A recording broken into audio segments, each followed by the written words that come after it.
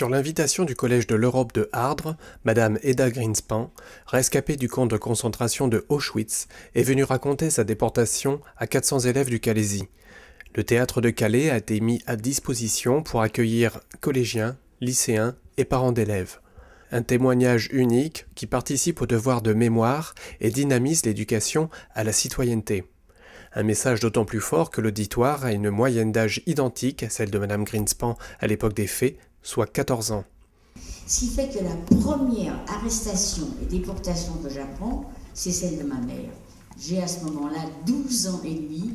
Je pense que vous pouvez imaginer du choc que je reçois. Vous savez, c'est carrément le ciel qui me tombe sur la tête. En fait, qu'est-ce qui s'est passé? Il s'est passé que ma mère a été arrêtée pendant les rafles du 16 et 17 juillet, ce que l'on a appelé les rafles du Veldiv. Ce type d'action s'inscrit de façon pluridisciplinaire dans le programme pédagogique de la 3e.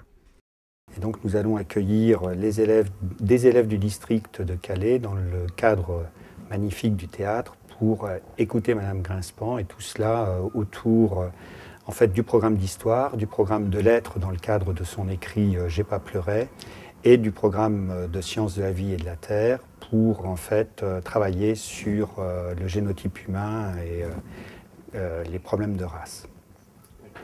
Bien, avec la professeure d'SVT, on a montré l'absurdité des nazis. Il n'y a pas de race, on l'a montré avec les gènes, avec les chromosomes. Plus globalement, le Conseil général a mis en place sur 5 ans, de 2009 à 2014, une politique d'action éducative en faveur des collèges pour un budget global de 380 millions d'euros.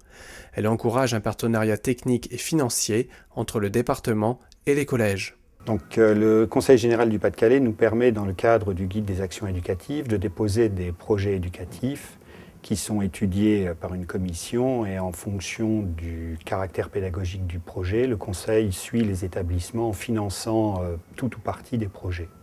La spécificité de l'action pédagogique initiée par le Collège de l'Europe est qu'elle réunit autour d'une même action pas moins de 11 collèges.